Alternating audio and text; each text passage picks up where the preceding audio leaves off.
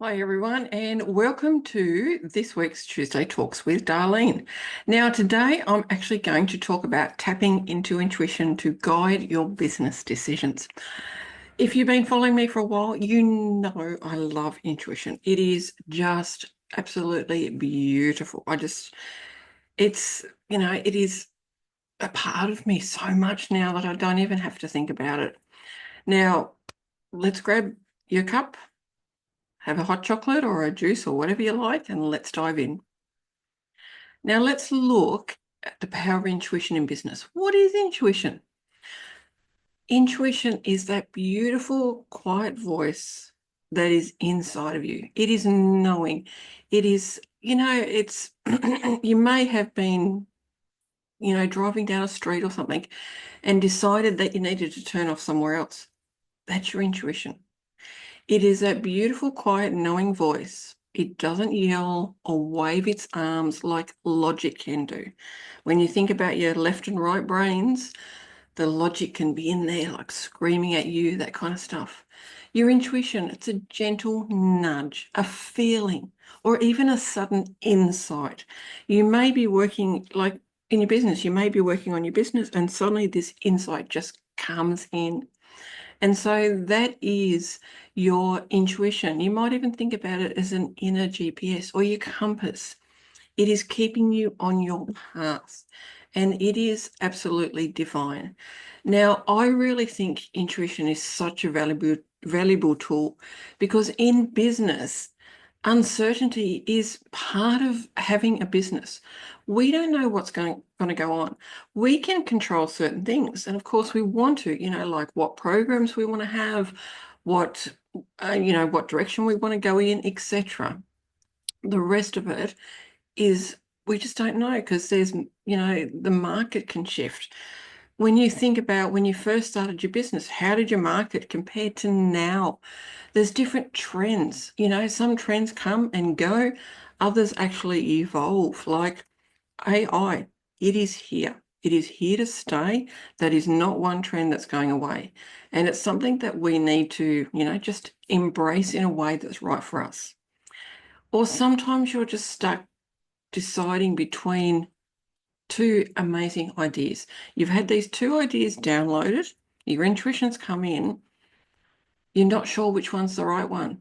You can actually use your intuition to help you with that. And it's your superpower. I really do believe it's a superpower for making those aligned decisions when logic comes in, but it doesn't help, like it comes in, but it doesn't have all the answers. And so your business has its own energy. Think of it like a living, breathing entity that's deeply connected to you. The more that you work with the energy of your business, because you birthed your energy, it birthed your business, it has an energy, the more you do that, the deeper the connection gets. So intuition can be that bridge between your energy and your business's energy. So when you listen to that inner guidance, the compass, the intuition, you're tuning in to what your business really needs, not what the latest market trend says you should do. Because we can listen to outside influences. Unfortunately, they're not always correct. They can take us off our path, which is why I love my intuition, because it keeps me on my path. Now let's have a look at some practices to actually strengthen your intuition. There are many different practices, and I'm just giving you a few. I want you to find ones that work for you. And it is the little steps that end up being the greatest changes for you.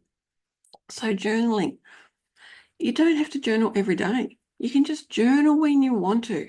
Like some people say, oh, you need to journal every day, blah, blah, blah. No, you don't. Journal when you want to do. If you want to journal every day, fantastic, go for it. If you want to journal when it feels right for you, then do that as well.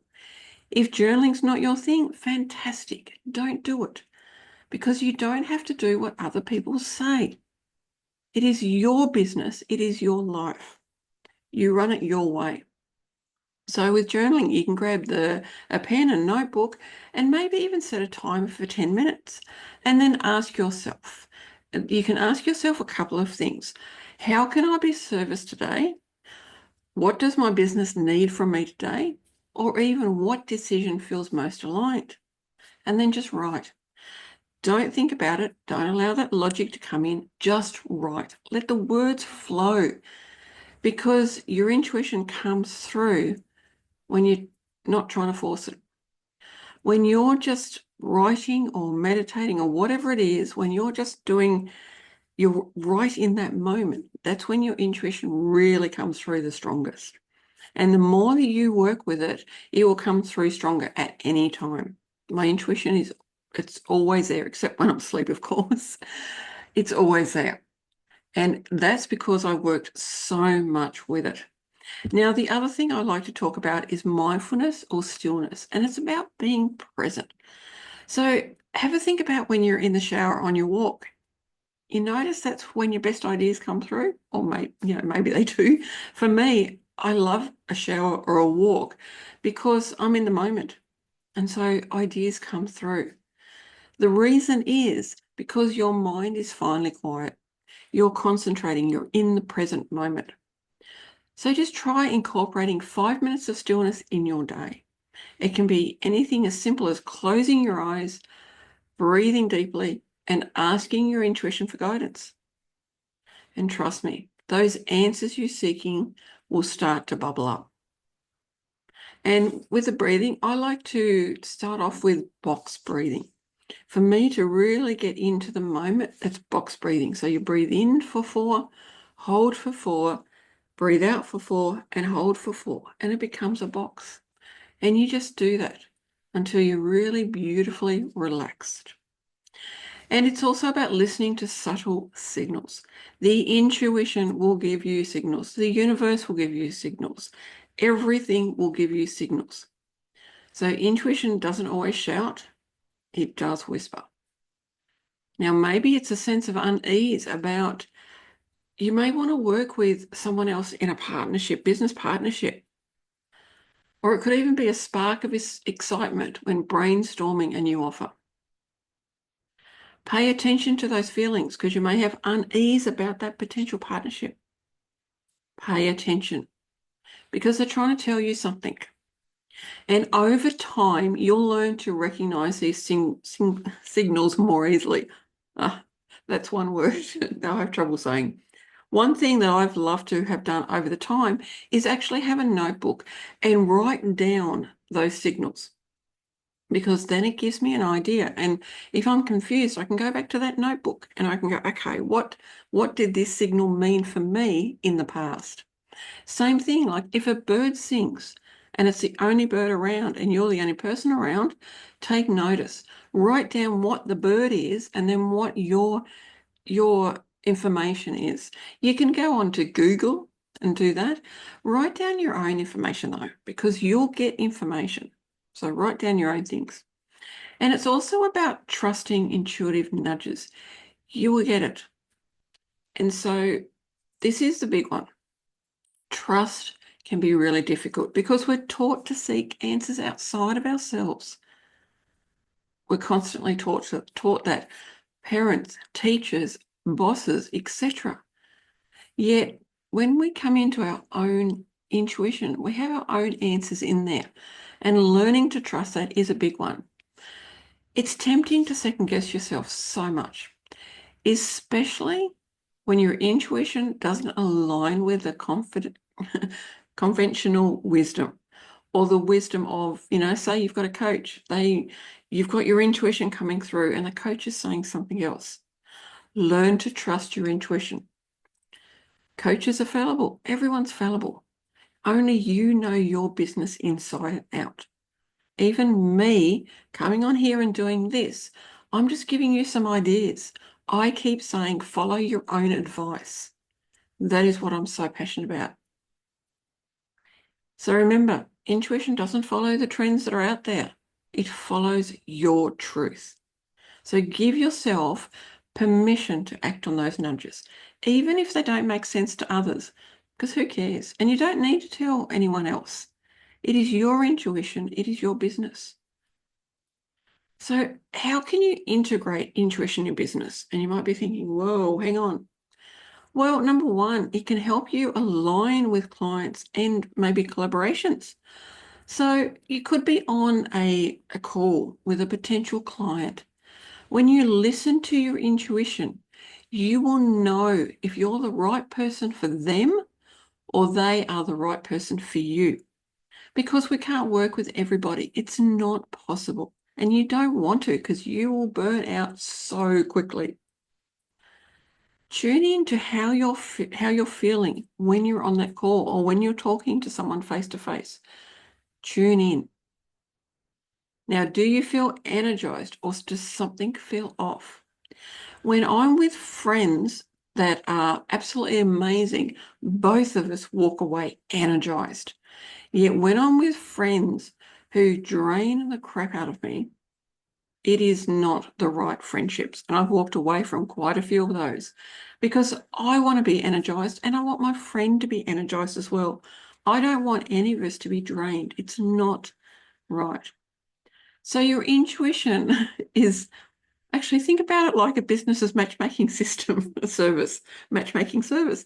It knows what connections will thrive. It has that beautiful, it knows the truth, so it knows. Now, intuition, creating offers that resonate. You've been taught to go to your ideal clients and ask their opinion. Oh, I'm creating this. What do you think? No, I can tell you from experience, when I create something just for me, it takes off. When I create something for somebody else, it doesn't take off. That is why I've come back to where I started, because I'd worked with the wrong coaches, and that's okay. Now I'm back, and it is incredible what actually happens. Now, so talking about creating offers that resonate, before launching the new product or service, ask yourself, does this feel aligned? Will it keep me on my path or will it take me off? And notice the answer that the body gives you. Your body does talk to you. It talks to you all the time. So if it's excitement and ease, that often indicates alignment, while dread or resistance might mean you're off track. Just think about that. So trust that your ideal clients will be drawn to your offers that come from an authentic, intuitive place. When you're authentic, when you're real, and you create offers from that place, that's when the clients come to you. And balancing logic and intuition. Now, I love my left and right brain. I love both of them so much because they're a part of me and I need both. I can't be in my intuition all the time and not get anything done. I love being, working with my abilities and my intuition. I love it. I can't be there all the time. If I was there all the time, I wouldn't be producing these episodes. I wouldn't be in season 4 of my podcast. I'm in season 4 because I've balanced my intuition and my logic. So it isn't about throwing logic out the window. It's about creating that harmony between your left and right brain, between your left, right brain and your intuition. So use that logic for research, planning, analysis, action, and then let the intuition guide the final decision. This is the secret sauce that brings everything together. Isn't it just beautiful? You can see why I love talking about my intuition so much. So tapping intuition isn't about being perfect. It's about being present. It's about being right in that moment. It's about trusting yourself and the unique connection you have with your business. So next time you're faced with a tough decision, just pause, breathe, and then listen, because your intuition has your back. And so do I if you want to work with me. Thank you very much for sharing this moment with me. And I hope this episode resonated with you, because I'd love to hear your thoughts. And I'd love for you to share your intuitive breakthroughs with me. Let's keep this conversation going. So until next time, take care and trust that inner beautiful wisdom.